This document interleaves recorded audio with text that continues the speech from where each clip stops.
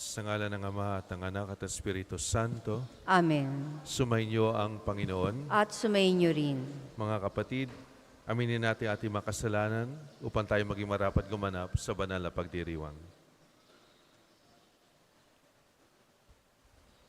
Inaamin ko Sa makapangyarihang Diyos at sa inyo mga kapatid, na lubha akong nagkasala sa isip, sa salita at sa gawa at sa aking pagkukulang. Kaya sinasamo ko sa mahal na Birheng Maria, sa lahat ng mga anghel at mga banal, at sa inyong mga kapatid, na ako'y panalangin sa Panginoong ating Diyos.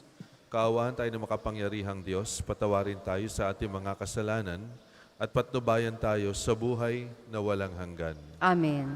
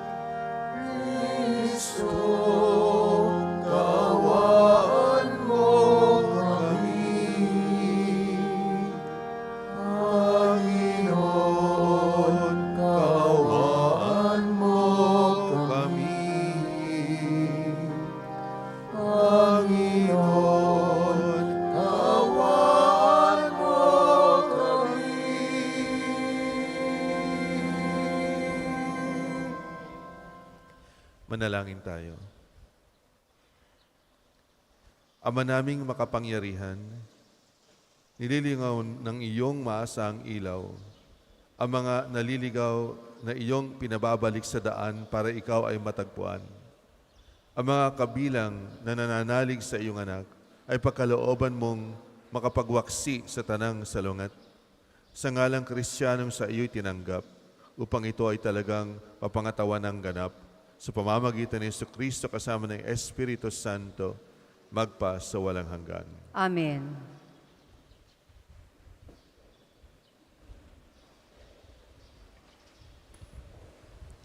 Pagbasa mula sa aklat ni Propeta Isaías. Pinapatnubayan mo ang mga taong matuwid at pinapatag mo ang kanyang landas. Panginoon, sinunod ka namin at inaasahan. Ikaw lamang ang lahat sa aming buhay. Pagsapit ng gabi, hinahanap-hanap ka ng aking kaluluwa. Kapag ang batas mo'y umiral sa daigdig, ang lahat ng tao'y mamumuhay ng matuwid. Ikaw ang nagbibigay sa amin ng kasaganaan at anumang magawa namin dahil sa iyong pagpapala. Hinanap ka nila sa gitna ng hirap. Nang parusahan mo, ikaw ang tinawag. Ang katulad namin sa iyong harapan ay babaeng manganganak na papasigaw sa tindi ng hirap. Nagdanas kami ng matinding hirap, ngunit walang naidulot na kabutihan. Walang tagumpay na naidulot sa bayan. Wala kaming nagawa anuman. Ngunit ang mga anak mong namatay ay muling mabubuhay. Mga bangkay ay gigising at aawit sa galak. Kung ang paanong ang hamog ay nagpapasariwa sa lupa, gayon ang Espiritu ng Diyos, nagbibigay buhay sa mga patay. Ang salita ng Diyos. Salamat sa Diyos. Ang tugon po sa Salmo, mula sa iyong luklukan, lahat ay iyong minamasdan. Mula sa iyong luklukan, lahat ay iyong minamasdan. Ikaw, Panginoon, ay haring walang hanggan. Di ka malilimot ng buong kinapal.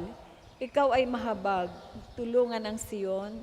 Pagkat dumating na ang takdang panahon, mahal pa rin siya ng iyong mga lingkod, bagamat nawasak at gumuhong lubos.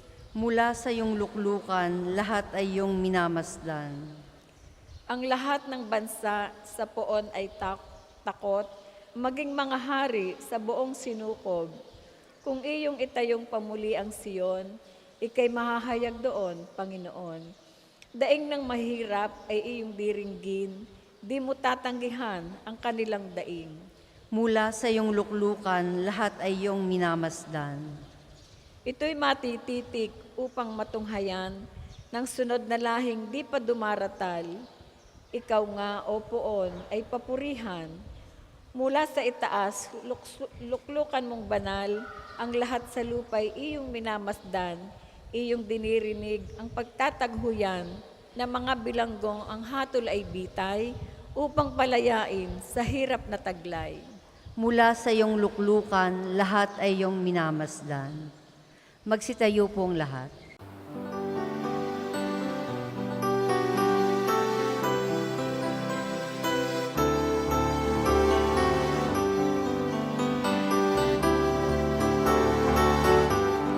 Alleluia, alleluia, alleluia, alleluia, alleluia, alleluia, alleluia. Alleluia, alleluia, alleluia. Alleluia, alleluia, alleluia, alleluia.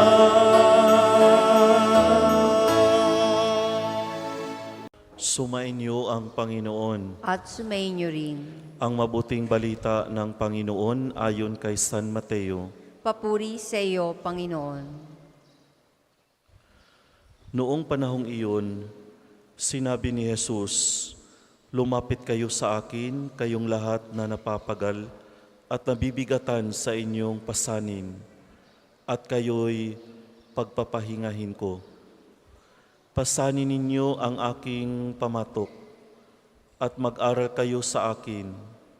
Ako'y maamo at mababa ang loob, at makasusumpong kayo ng kapahingahan para sa inyong kaluluwa, sapagkat maginhawang dalhin ang aking pamatok at magaan ang pasaning ibibigay ko sa inyo."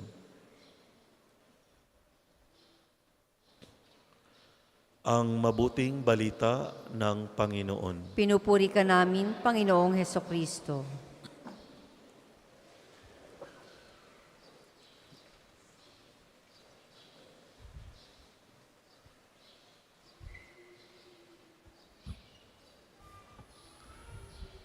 Magandang umaga po sa inyo lahat, mga kapatid, sa pananampalataya. Sa ating pong ebanghelyo na napakaganda po, tungkol po sa pagpasan ng mabibigat na pasanin sa ating mga balikat. Paano kaya ang sinabi ni Jesus na kapag daw may pananampalataya ka, gumagaang ang pasanin, nakakayanan natin? Anong koneksyon ng dalawa na yon? Sa puntong ito po, meron pong sinabi si Santo Padre Pio tungkol dito. Ito pong sabi niya sa English, no?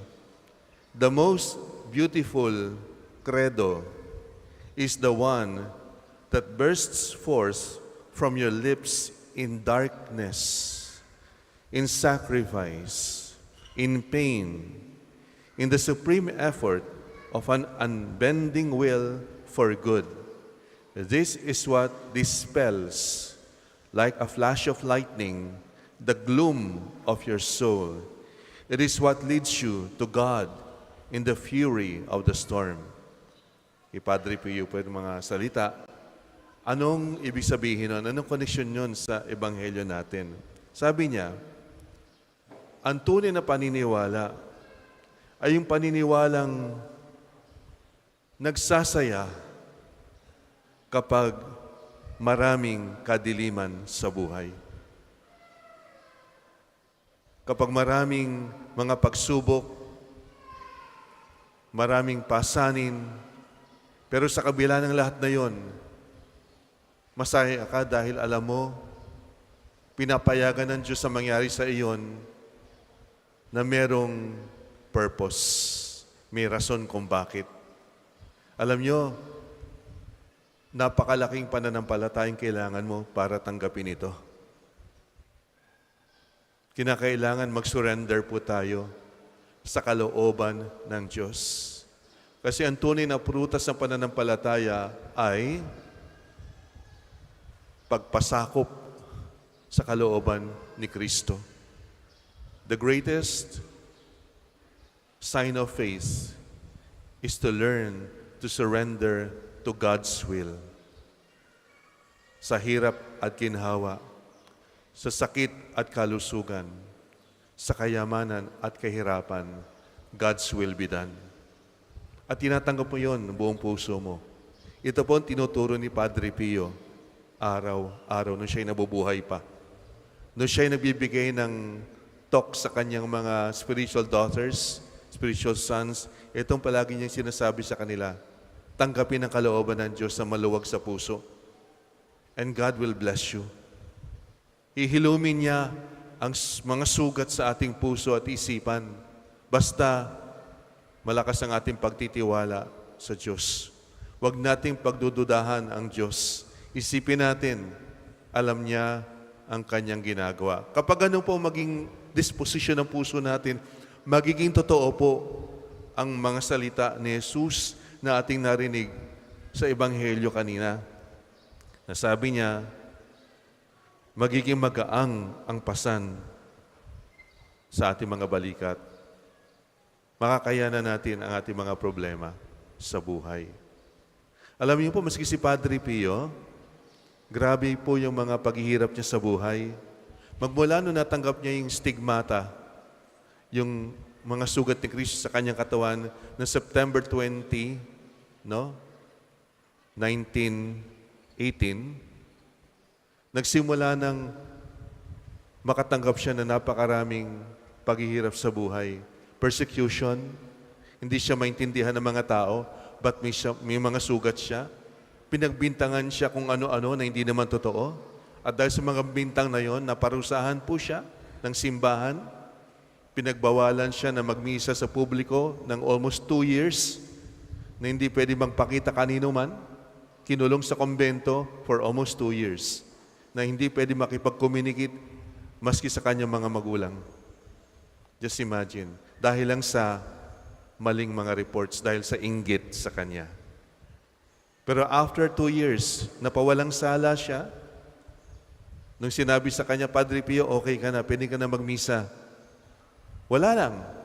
Parang walang nangyari. Bumaba siya sa church, nagmisa, nagulat na lang yung mga tao, nandun na si Padre Pio, nagmimisa na. Uy, andito na si Padre Pio. Pagkatapos ng misa, nilapitan siya ng kanyang best friend, si Emanuele Brunato, na isang abogado. Nasabi niya kay Padre Pio, Padre Pio, kilala ko, sino yung nanira sa'yo, kakasuhan ko. Ano sinabi ni Padre Pio? Sinampal niya ng bahagya sa pisngi. Huwag mong gagawin yan. Huwag na huwag.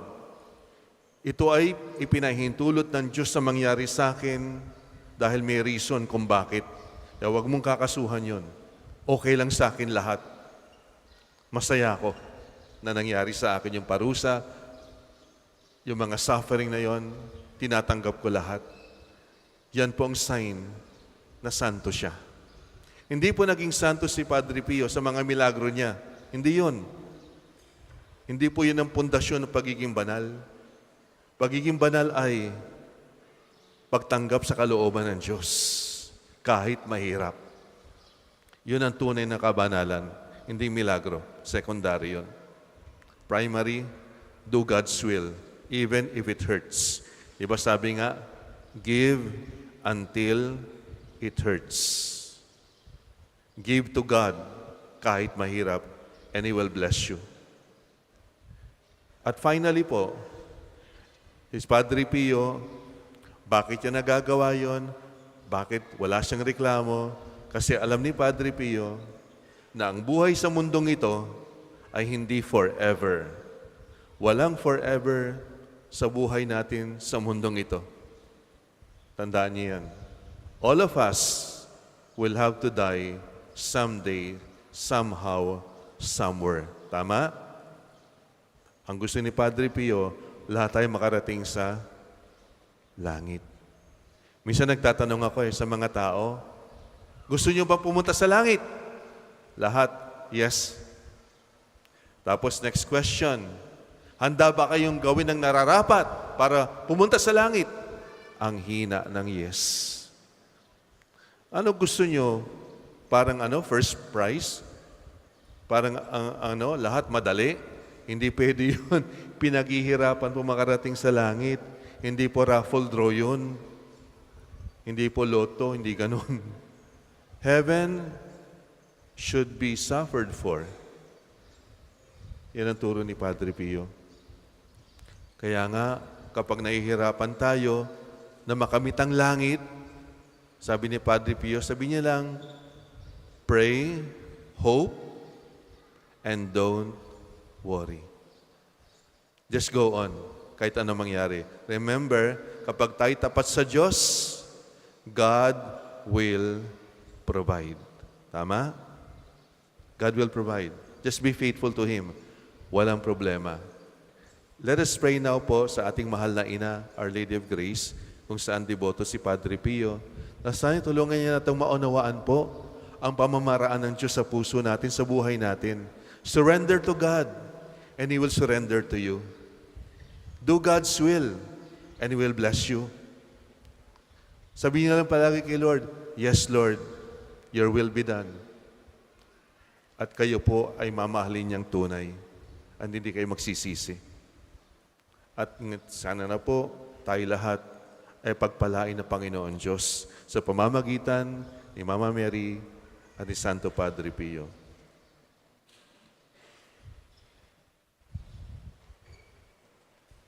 Para po sa mga maghahandog ng sobre, pakihulog na lamang po sa buslo.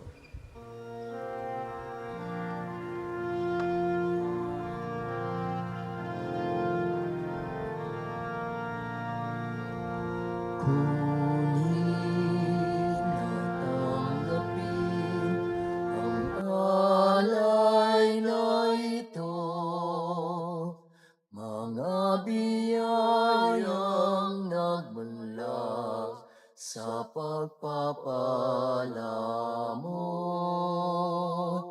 tanda ng bawat puso, pagkatinibig mo, ngayon'y nananalig, nagmamahal sa'yo.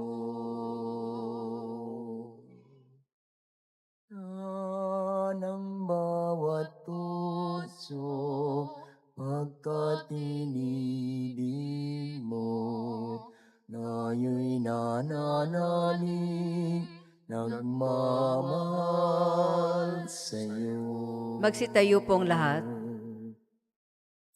Manalangin kayo mga kapatid upang paghahain natin ng kalugdan ng Diyos amang makapangyarihan.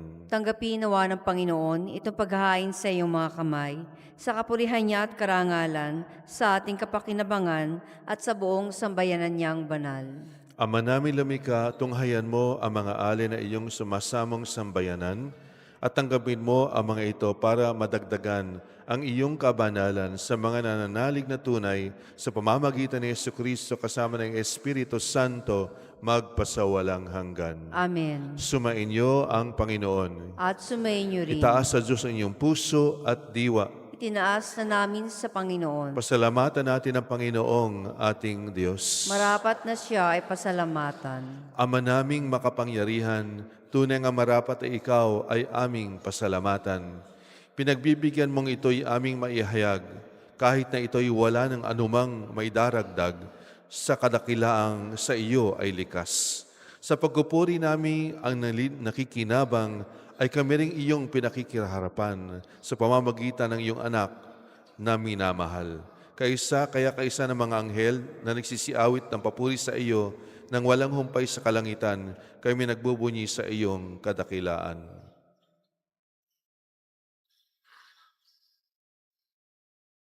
Banal ka po may kapal, banal ang iyong pangalan, banal ang iyong kaharian, ay nagpupugay sa iyong kadakilaan. Dinarakilan ang lahat, ang naparito mong anak, na siyang nagmulat sa bulag, sa pilay ay nagpalakad, at nakiramay sa lahat. Kung hindi po kayang lumuhod, ay manatili pong nakatayo ng may paggalang. Ama namin, banal ikaw ang bukalan ng kabanalan, kaya sa pamamagitan ng iyong Espiritu, gawing mong banal ang kaloob na ito upang para sa amin maging katawan at dugo ng aming Panginoong Hesukristo. Bago niya pinagtiis ang kusang loob na maging handog, hinawakan niya ang tinapay.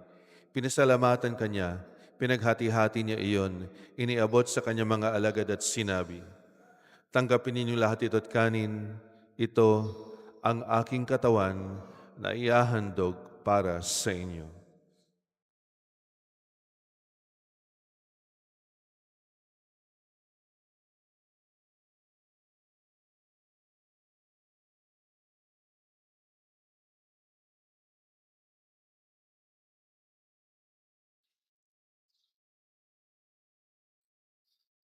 Gayun din naman nung matapos ng hapunan, hinawakan niya ang kalis, muli kanyang pinasalamatan, iniabot niya ang kalis sa kanyang mga alagad at sinabi, "Tanggapin ninyong lahat ito at inumin, ito ang kalis ng aking dugo ng bago at walang hanggang tipan. Ang aking dugo na ibubuhos para sa inyo at para sa lahat sa ikapagpapatawad ng mga kasalanan. Gawin ninyo ito sa pag-alala sa akin."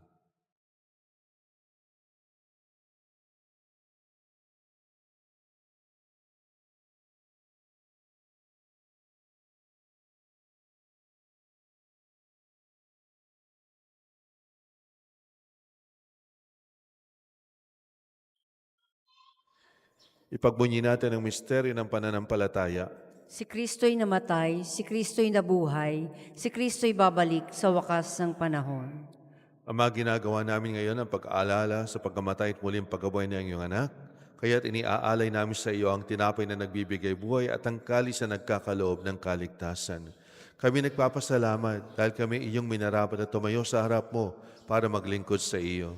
Isinasama namin kami magkasalo-salo sa katawan at dugo ni Kristo ay mabuklod sa pagkakaisa sa pamamagitan ng Espiritu Santo. Amalingapin mong simbahang laganap sa buong daigdig, puspusin mo kami sa pag-ibig kay San ni Gilbert yung obispo ng Tanang Kaparian. Alalahanin mo rin ang mga kapatid naming nahimlay nang may pag-asang sila'y muling mabubuhay. Gayon din ang lahat ng mga pumanaw. Kaawaan mo sila at patuloyin sa iyong kaliwanagan. Kaawaan mo at pagindapatin kaming lahat na makasalo sa iyong buhay na walang wakas.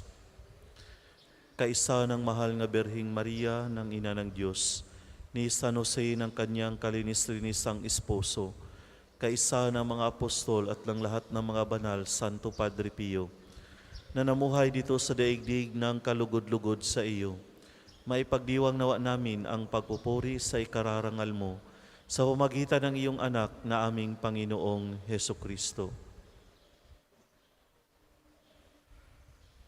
Sa pamamagitan ni Kristo kasama niya at sa kanyang lahat ng parangal at papuri sa iyo, Diyos sa mga makapangyarihan, kasama ng Espiritu Santo, magpa sa walang hanggan.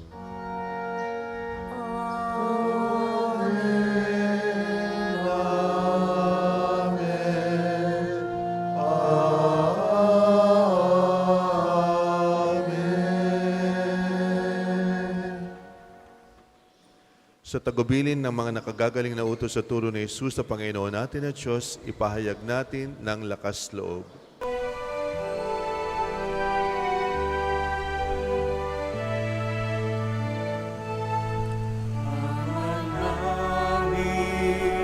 Sumasalangit ka, sambahin ang ngalan mo, mapasa amin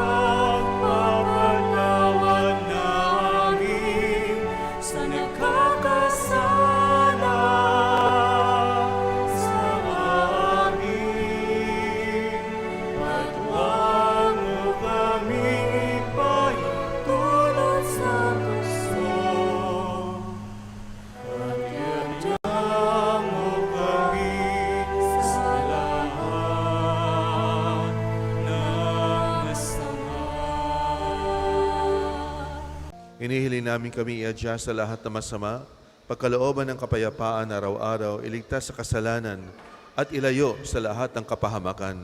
Samantalang aming pinananabikan ang dakilang araw ng pagpapahayag ng tagapagligtas naming si Yesu Kristo. Sapagkat iyo ang kaharian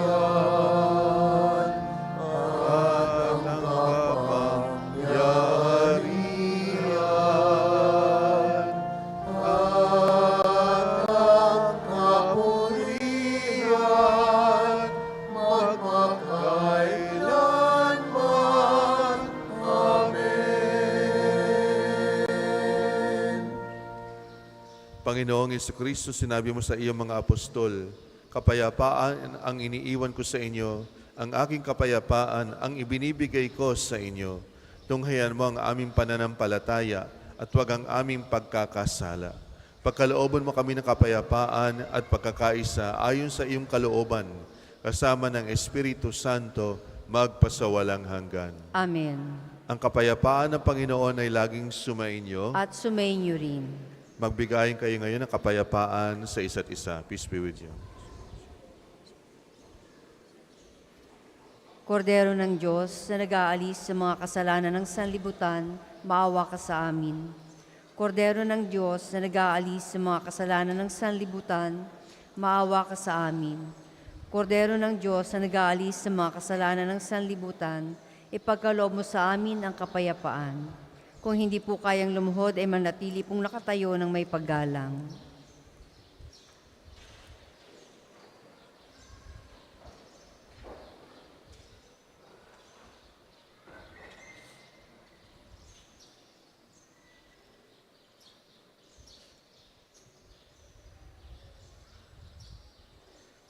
Ito ang kordero ng Diyos, ito ang nag-aalis sa mga kasalanan ng sanlibutan, papalad ang mga inaanyayahan sa kanyang piging. Panginoon, hindi ako karapat-dapat na magpatuloy sa iyo. Ngunit sa isang salita mo lamang ay gagaling na ako.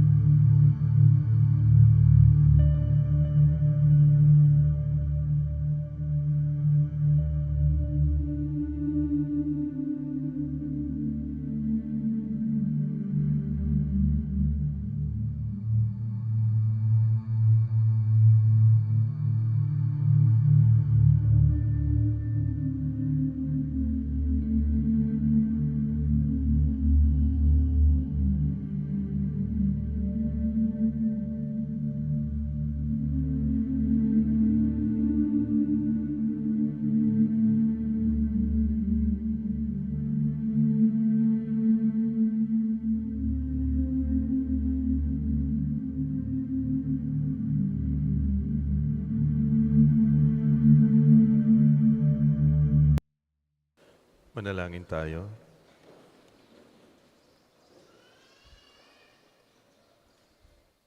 Ama naming mapagmahal, kami mga pinagpasalo mo sa piging na banal, ay makatanggap nawa ng bungang karagdagan ng iyong pagliligtas na aming ipinagdiriwang. Sa pamamagitan ni Jesucristo kasama ng Espiritu Santo, magpa sa walang hanggan. Amen. Sumainyo ang Panginoon. At sumainyo rin. Pagpalain kayo ng makapangyarihang Diyos, Ama, Anak, at Espiritu Santo. Amen. Tapos ang ating misa, umayo kayong taglayang kapayapaan at pag-ibig ni Kristo. Salamat sa Diyos.